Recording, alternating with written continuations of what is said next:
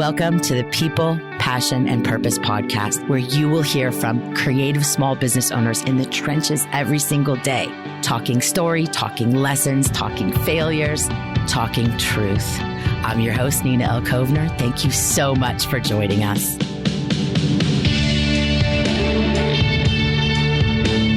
Welcome, Kellyn Anderson, to the podcast. Kellyn is a salon owner, educator, leader, and all-around awesome human. Kellyn, thank you for saying yes to the podcast.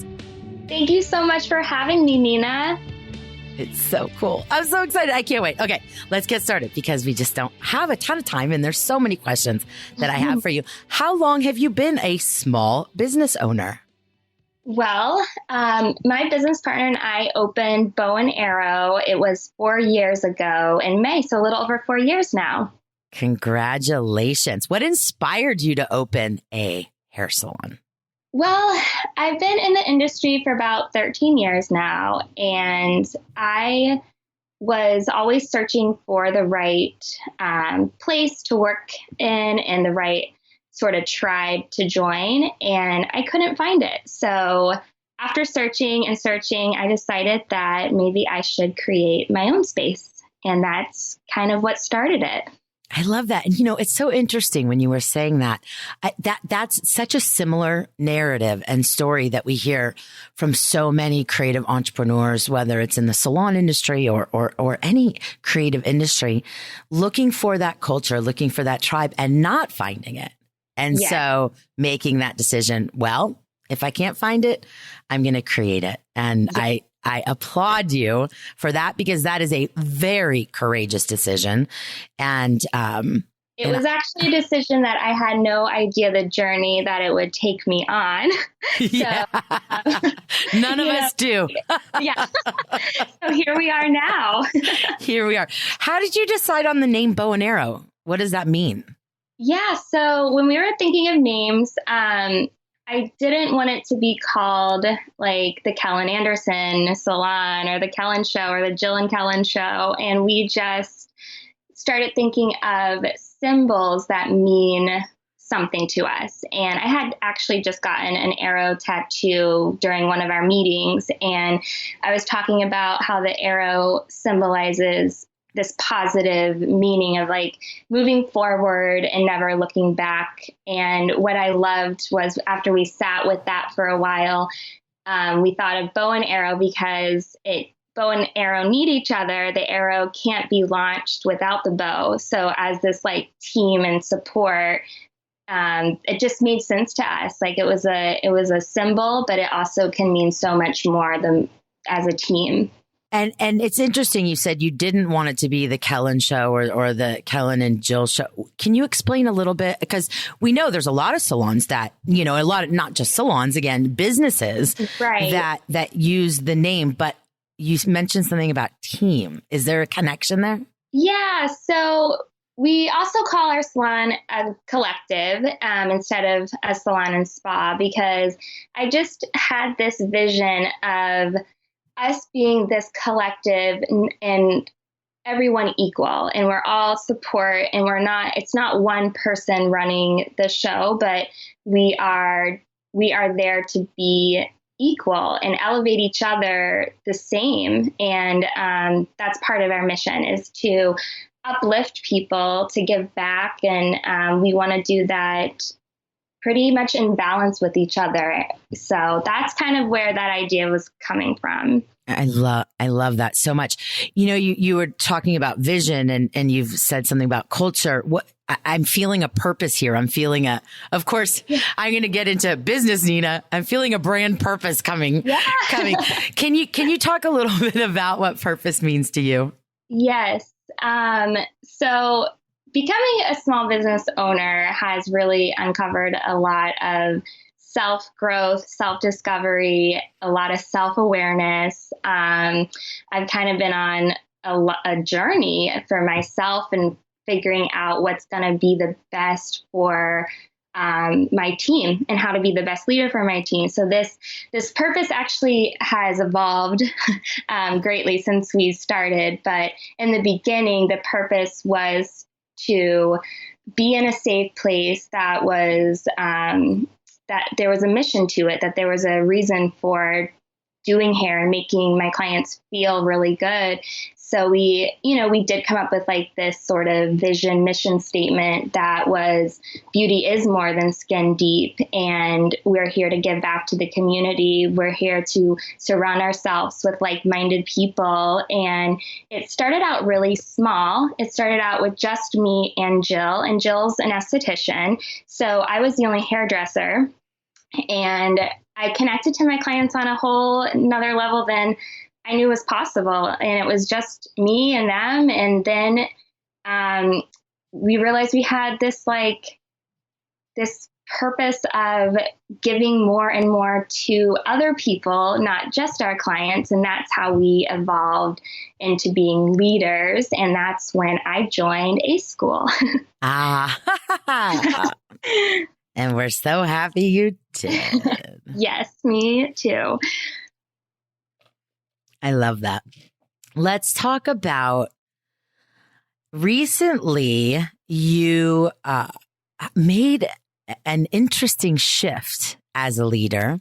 Yes. And we were talking about it recently, and you made a decision to no longer take new clients and to spend less time actually behind the chair working on clients and more time in a leadership role. This is such a hot topic, I know, for so many creative small business owners working in the business versus on the business. Can you share with us kind of, first of all, why you made that decision and your thought process, and how are you going to do all this? Yeah, it's been quite the ride these last few years. Our business, like living this mission, this purpose that we have, has attracted such a beautiful team of stylists and clientele, and it has evolved so much. And I've just been trying to stay so self-aware of what is going on with me, with my clients. And I realized that I can't give the 100% experience that I used to my clients, because I'm giving 100% to my team now, and I'm leading them, and I'm, growing so much. And I love doing hair. I mean, it is like my passion, I love it, but I now have a different purpose, and they need me. They need me to lead them, and I can't do both at the level that I want to do both at. So I decided that it was time to step back from taking clients behind the chair, at least for now, as the shift is happening. And, it's been an evolution. So I went down from being double booked to not being double booked, to then working from 4 days to 3 days to 2 days. And now I've been taking clients 2 days a week. And now that has led me to the conversation of my team is experienced. I have trained them all. We all give the experience the same way. It's the bow and arrow experience. It's not what person you're seeing. You're getting the exact same experience when you walk in that door. And that's what it's all about to me. So seeing how that has unfolded so beautifully, just kind of dwindling down my days, it was hard. Don't get me wrong. Oh, yeah. But I felt great that I know they can take care of my clients because I've taught them to do so, and they're doing a great job at it. So that's where we are. That is so cool. And as you were sharing that, you've obviously made a commitment to be a leader. You've made a commitment to cultivate a culture, to lead a culture, to grow people. And if we go back to Seth Godin tribes and basic fundamental principle of tribes is a tribe needs three things: a leader, a vision, a shared belief, and a way to communicate. And so many times I've seen over the years that is why people join the tribe, right? Is the leader, right? They love, the leader. And yes, while traditional management practices will say, success is when everything happens when the leader's away, not the same concept. That the bottom line is that your tribe needs your attention. Right.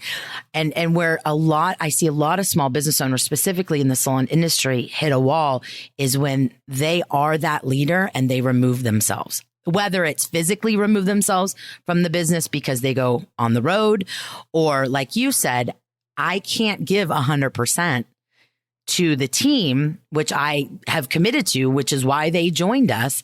I can't give them the attention they need, crave, want, and deserve when I'm putting all my attention on my clients. And so somebody's going to lose in this, right? Somebody's going to lose. And so it's a tough one, because I know we have a lot of people that, small business owners that are working in the business and frustrated. But what I hope that our listeners hear is that it's possible to do. It's just a process. It's a process, and it starts with that kind of bigger vision. And then whatever steps you need to take, each business will be different. You took the steps you needed to take. It is possible. And you identified something so important, is that the team needs my attention. And this is the only way I'm able to do this. And I applaud you, Kellyn. It is such a big, a big move, and I know it's got risk to it, and and all of those things. It's been hard. It was a really tough one. I mean, even this was my hardest decision yet, I would say, because I felt like I'm kind of losing a little bit of myself in a way. But like you said, I've made this commitment, and I'm so happy to take this journey as a leader. And I know it's not right for everyone, because just being a business owner is not necessarily being a leader. And I have realized that, and I have made the steps to better myself constantly so my team can better themselves, so that we have this awesome experience that we can give our clients. So that's what it's all about. It's our clients, right? So exactly. So you said that this is by far like the most courageous decision, the most difficult decision. Let's talk about decisions. Let's talk about lessons, successes, failures. How do you define success, and what would you say is your biggest success to this point? I would say really learning about myself has been really eye-opening. So that, I would say, is a success in and of itself, is the self-awareness that has come out of being an owner and a leader.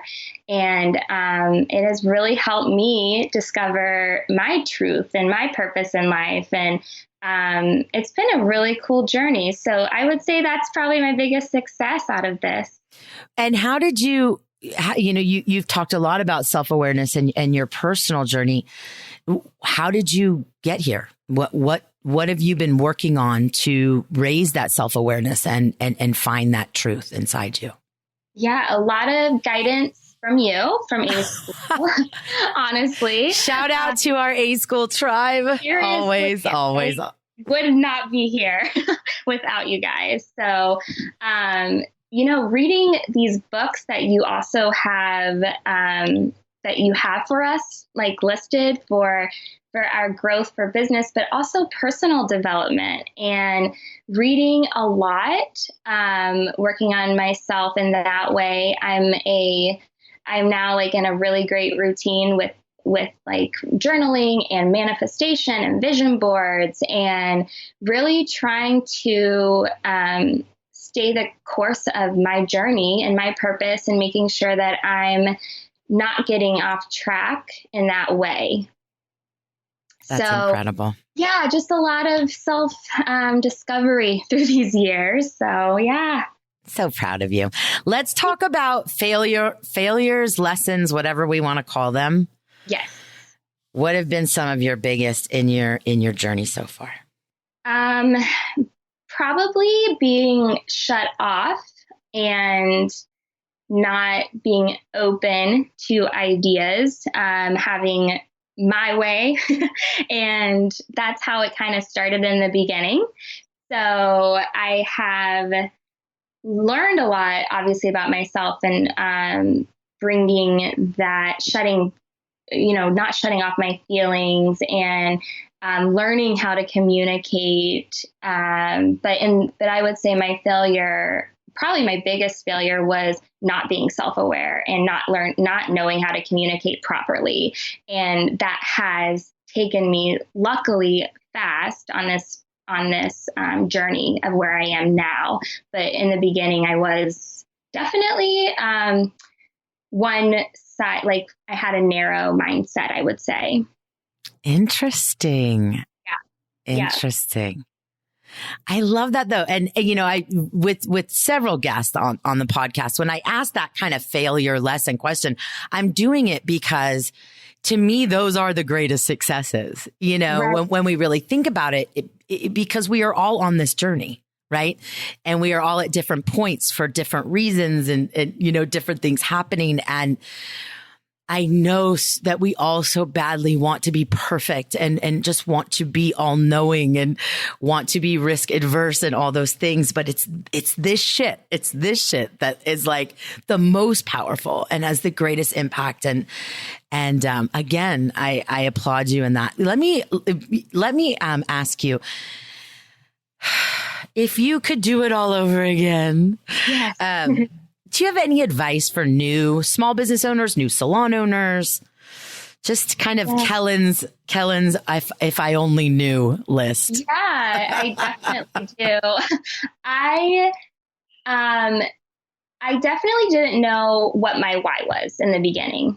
And I know we had like this mission statement, this purpose in a way, but I didn't truly know my why. And after reading the book, it all starts with why. Of course, that like opened my mind up. And honestly, that's really what opened the door and led me on this journey of making sure that that's my focus now. So I always suggest it to people. I always tell people to read the book to make sure they know why they're doing something, to make sure that you go back to that why. And if your why is strong enough, then the decisions that you make should be pretty easy to make. That's right. Shout out to Simon Sinek, start with why. Yes. And it is true. And Kellyn, I think that's, one of many reasons why Bow and Arrow has developed as a legitimate brand and culture and experiences, because you did that purpose work around the brand as much as you did the purpose work around yourself. And so it the whole foundation of a brand in designing and developing and identifying that purpose promise people is so we can make good decisions. And to me, that's the most empowering thing in the world, which is why Passion Squared is in the empowerment business, So I love that one. Okay. What else? If I only knew. That's, and I say that I have actually a lot of small business owners that ask for my advice when opening businesses, and salon owners as well, and stylists that think they want to own a salon. And I love it. I love sharing that story with them. But I also share that not everyone is meant to be a leader, and being a leader is something that it will take you on a different journey, and you do have to be completely self-aware, and you do have to be okay with growing and being open-minded to things. And luckily I'm a really intuitive person, and I can listen to my gut on things, but some people don't have that either. So I'm pretty honest with people when I do give that advice, is like, it's not right for everyone, and that's okay. Right. It's okay. And if you don't want to go on that journey and you just love doing hair, that's fine, and if you want to work for someone, find your tribe. Yes, exactly. And that's the beauty of, creative fields and creative entrepreneurs, is that there's so many different ways to enjoy and walk your journey. And I'm so glad that you said that. Kellyn, do you have a favorite quote? You know me. Oh, yeah. So I do love quotes, but I was actually on the phone talking with my really good friend Max today, and he shared something with me that just kind of stuck. So he said, "It's okay to not be okay." And I'm like, I needed that so bad today. And I need to hear it more, right? It's okay to not be okay. So that's my quote that I'm living with right now.